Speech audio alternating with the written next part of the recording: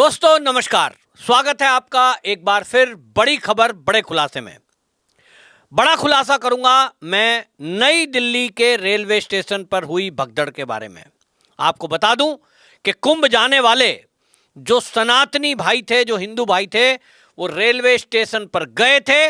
वहां जिस तरह की भगदड़ मची उसके कारण 18 लोगों ने अपनी जान गंवा दी। अभी तक जांच होगी, रेलवे के अधिकारी उसकी जांच करेंगे, लेकिन जो सबूत सामने आए हैं वो सबूत चीख चीख कर ये कह रहे हैं कि ये एक बड़ा षड्यंत्र था, बड़ी साजिश थी ताकि रेलवे मिनिस्टर को टारगेट किया जाए, केंद्र सरकार को बदनाम किया जाए, महाकुंभ को बदनाम किया जाए।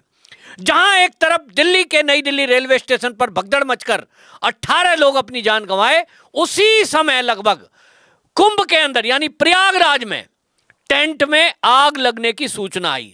क्या यह महज एक संयोग था कि नई दिल्ली रेलवे स्टेशन पर भगदड़ मचती है, 18 लोग जान गंवा देते हैं, उसी समय प्रयागराज में टेंट के अंदर आग लगने की खबर आती है।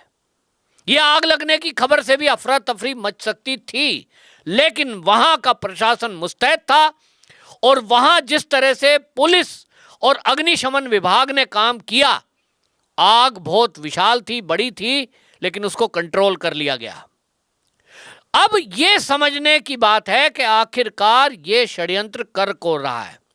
इस पर शिवसेना के नेता हैं जो पहले कांग्रेस में थे और प्रवक्ता थे, संजय निरुपम, महाराष्ट्र के हैं। उनका बयान सामने आया है और उन्होंने एक चैनल को अपने इंटरव्यू में कहा कि देश के अंदर कुछ सनातन विरोधी ताकतें ऐसी हैं जो हमारे कुंभ को बदनाम करना चाहती हैं, केंद्र सरकार को बदनाम करना चाहती हैं, रेलवे विभाग को, रेलवे मंत्री को बदनाम करना चाहती हैं। संजय निरुपम के द्वारा यह कहा जाना कहीं ना कहीं उनकी नजर में ये दिख रहा है, उनको ये पता लग रहा है कि कुछ ऐसी चीजें हो रही हैं। और जैसा मैंने कहा कि आप देखिए, महाकुंभ में आग की यदा कदा एक दो घटनाएं हुई हैं।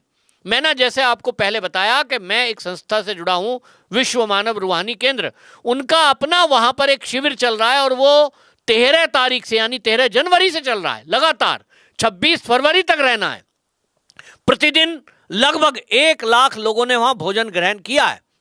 अब वहां भोजन जो बनाने का स्थान है, वो जो लंगर करने वाले यानी जिनको भोजन कराया जाता है, उस टेंट से यानी डोम लगा हुआ है बड़ा, उससे अलग स्थान है।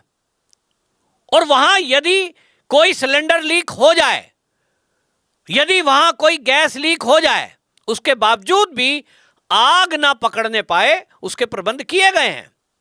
लेकिन वहां पता लगता है कि फिर भी यदि आग लग गई है, ऐसे प्रबंधों के बावजूद, तब यह सिलेंडर फटने की घटना अगर हो भी गई तो वो आग इतनी विकराल कैसे हो सकती है कि वो जिन टेंटों में रहने वाले लोग हैं, जिनको वहां रखने के लिए रखा गया है, उस टेंटों में आग लग जाए।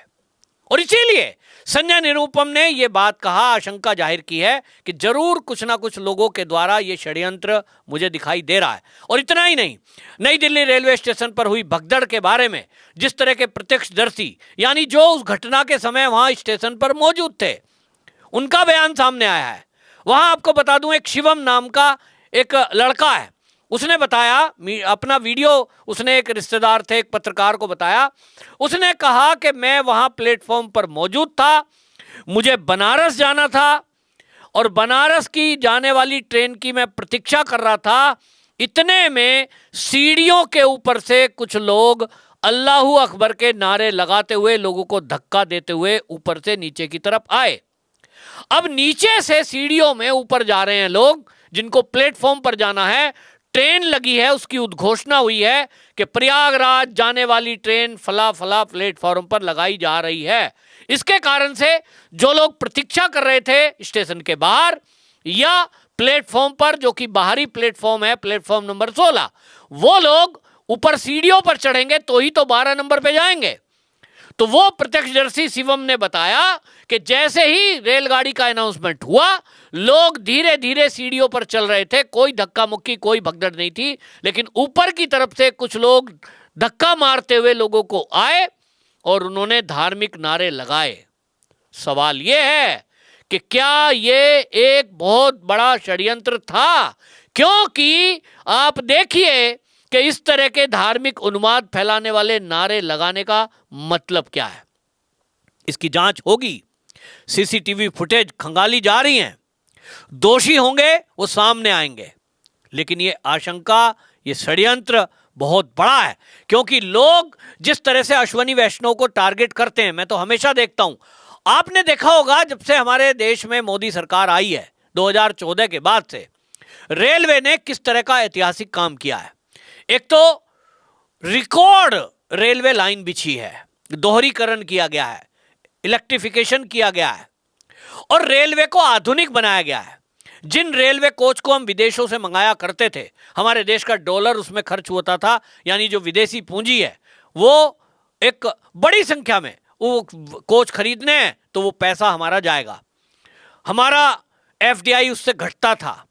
अब भारत के वैज्ञानिकों ने यह तय किया, कोच फैक्ट्री के इंजीनियरों ने यह तय किया कि जो विदेश से हम कोच मंगाते हैं क्यों ना वो भारत में बनाए जाएं।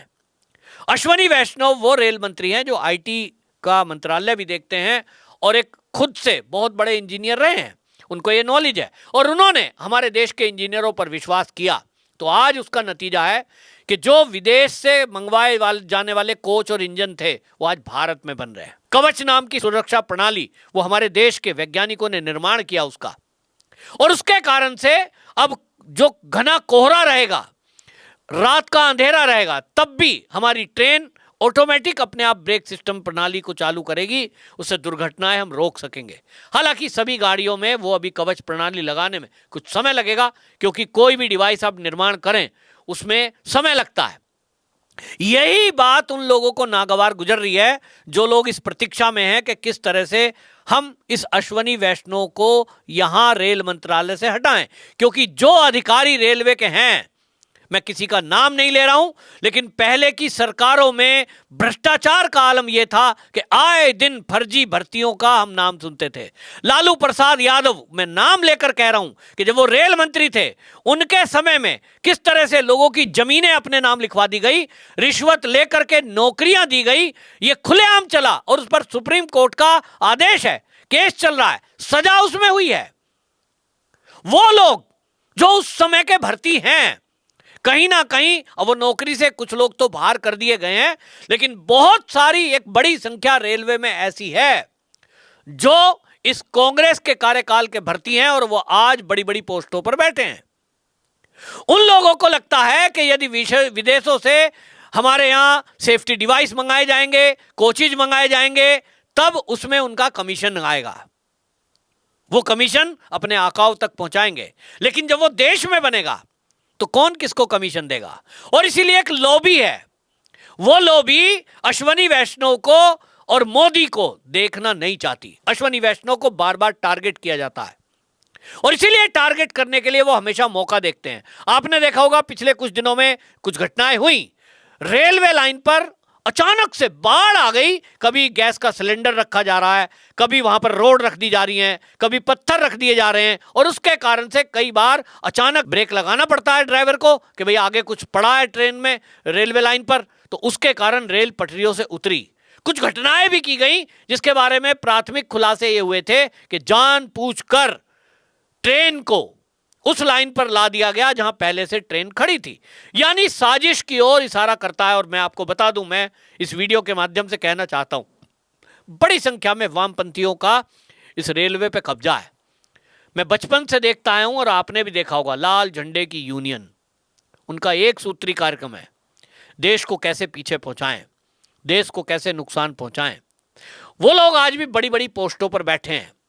आप किसी कर्मचारी को आदेश देंगे तो कर्मचारी उसका इंप्लीमेंट करेगा। नई दिल्ली रेलवे स्टेशन की जो भगदड़ हुई है उस पर आपको बता दूं कि रेल मंत्री अश्वनी वैष्णव का सभी वरिष्ठ अधिकारियों को स्पष्ट निर्देश था कि प्रयागराज जाने वाली किसी भी ट्रेन का प्लेटफॉर्म बदला नहीं जाएगा। अचानक से आप ट्रेन का प्लेटफॉर्म नहीं बदलेंगे, निर्धारित जो भी प्लेटफॉर्म आपको जहां ट्रेन के आने की संभावना है, आधे घंटे पहले आप पहले कम से कम सूचना पट पर उसको लिख देंगे, इंक्वायरी से बताएंगे, अनाउंस करेंगे। देश के अंदर से जहां भी चाहे वो किसी भी तरफ से ट्रेन आ रही है, उस पर यह स्पष्ट निर्देश अश्वनी वैष्णव के थे।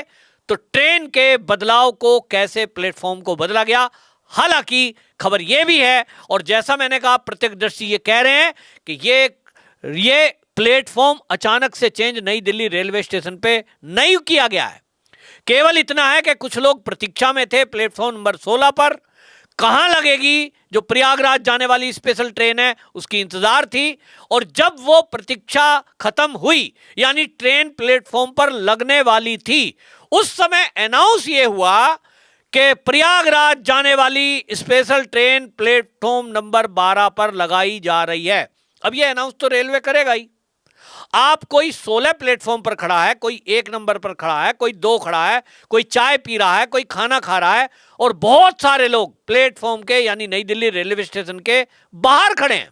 चाहे वो प्लेटफॉर्म नंबर 1 है, चाहे वो 16 है, दोनों तरफ बाहर भी लोग खड़े थे कि अंदर प्लेटफॉर्म में जाएंगे तो वहां खाली बैठना ही है, खड़े बैठने की जगह नहीं है, बाहर लोग बैठे थे। जैसे ही अनाउंसमेंट होता है, लोग सीढ़ियों की तरफ चलना शुरू करते हैं, क्योंकि लगता है कि पहले जाएं और पहले सीट पाएं। ये तेजी जरूर थी, लेकिन इसको भगदड़ नहीं कह सकते। और इसीलिए शिवम की बात में मुझे सत्यता दिखती है कि शिवम जो कह रहा है कि कुछ लोग जब सीढ़ियों पर ऊपर चढ़ रहे थे प्लेटफॉर्म 12 पर जाने के लिए, तो ऊपर से नीचे की तरफ कुछ लोग धार्मिक नारे लगाते हुए, जालीदार टोपी पहने हुए लोग नारे लगा रहे थे, और उन्होंने यात्रियों को, महिलाओं को धक्के दिए। और धक्के देने का कारण भी सामने आ रहा है। बहुत सारी महिलाओं के गले के मंगलसूत्र, गहने, कान के कुंडल, ये भी गायब किए गए, यानी उठाए गिरे टाइप के लोग थे। कई लोगों के मोबाइल फोन चोरी हुए हैं, कई लोगों का सामान चोरी हुआ है। ये जरूर इस तरह की भगदड़ होती है। और आप देखिए रेलवे स्टेशन पर जब भी आप जाएं, और ये रेल नहीं, आप मेट्रो में जाएं, अगर कहीं भी आपके शहर में मेट्रो है, मैं तो दिल्ली में देखता हूं, वहां तो टिकट से ही एंट्री है। लोग कहते हैं साहब बिना टिकट कैसे चले गए, वहां तो बिना टिकट वाला कोई जा ही नहीं सकता। मैं आपको चुनौती देता हूं, आप में से जो लोग दिल्ली के रहने वाले हैं और जो दिल्ली में नहीं रहते हैं, वो किसी दिन दिल्ली आए, राजीव गांधी मेट्रो स्टेशन, वहां आप जाइए, और वहां जाकर के ड्यूटी आवर्स में, यानी जब ऑफिस चल रहे हो, संडे को छोड़कर आप देखिए, किसी भी दिन जाइए, वहां हमेशा भीड़ होती है। और मेट्रो में चढ़ने की धक्का मुक्की होती है, और उसी में कुछ जेब कतरे टाइप के लोग होते हैं, और वो हमेशा पर्स की चोरी, मोबाइल की चोरी करने का काम करते हैं। ये रेलवे स्टेशन पर भी होता है। लेकिन ये धक्का मारकर लोगों को गिराना, ये पहली बार हुआ है, कुंभ को बदनाम करने के लिए हुआ है। और इसीलिए अश्वनी वैष्णव जो कि रेल मंत्री हैं, वो अमित शाह से जाकर मिले हैं, इसकी गंभीरता को समझ रहे हैं। और इसमें मैंने भी उनको टैग करते हुए कहा कि देखिए इसमें साजिश की बू आ रही है, क्योंकि जिस तरह से प्रत्यक्षदर्शी बता रहे हैं कि प्लेटफॉर्म नहीं बदला गया, यह कहा जा रहा है रेलवे मिनिस्ट्री ने प्लेटफॉर्म रेलवे अधिकारियों ने बदल दिया। नहीं, ऐसा नहीं था कि पहले कहीं सूचना पट पे लिखा हुआ था कि वो गाड़ी 16 पर आएगी, प्रयागराज जाने वाली स्पेशल ट्रेन, बाद में वो जो है 12 पर आ गई। ऐसा नहीं है। कुछ बड़े बड़े पत्रकारों को मैं देख रहा हूं कि वो अश्वनी वैष्णव का इस्तीफा मांग रहे हैं, सवाल उठा रहे हैं, स्टेशन कैसे बदला गया है। कुली का बयान सामने आ रहा है, वो कुली के बयान को कोट करते हुए यदि कोई रेल मंत्री पर सवाल उठा रहा है, वो इस बात की जांच किए बगैर कैसे इस बात को कह सकता है। जबकि मेरे जानने वाले कुछ प्रत्यक्षदर्शी जो उस ट्रेन में गए हैं, उनमें जो घायल अस्पताल में हैं, वहां खुद जाकर के मेरे मित्र पत्रकार मिले हैं, जिन्होंने ये बताया कि वो ट्रेन का बदलाव नहीं किया गया, ट्रेन लगी ही नहीं थी, लोग प्रतीक्षा कर रहे थे, कान सबके लगे हुए थे अनाउंसमेंट की तरफ। और अनाउंस जब हुआ कि प्रयागराज जाने वाली स्पेशल ट्रेन 12 नंबर प्लेटफॉर्म पर लगाई जा रही है, तो क्योंकि लोग 16 पर प्रतीक्षा कर रहे थे, 16 प्लेटफॉर्म नंबर नई दिल्ली का वो प्लेटफॉर्म है जो आप जैसे ही स्टेशन पर पहुंचते हैं तो सबसे पहले वहां बिना सीढ़ी चढ़े आप जा सकते हैं। लोग इंतजार में थे कि शायद यहीं लगेगी, कल भी यहीं लगी थी, ऐसा कई बार आइडिया लगाते हैं। लेकिन उस 16 नंबर प्लेटफॉर्म से ना जाकर वो गाड़ी दूसरे प्लेटफॉर्म से गई, क्योंकि लगातार लगभग 350 ट्रेन प्रयागराज पहुंच रही हैं, और वो नई दिल्ली रेलवे स्टेशन से भी बड़ी संख्या है। तो कौन सा प्लेटफॉर्म खाली होगा, कहां उस ट्रेन को लगाया जाएगा, ये समय निश्चित इसलिए नहीं हो सकता कि कई बार घंटों घंटों ट्रेन लेट हो जाती है।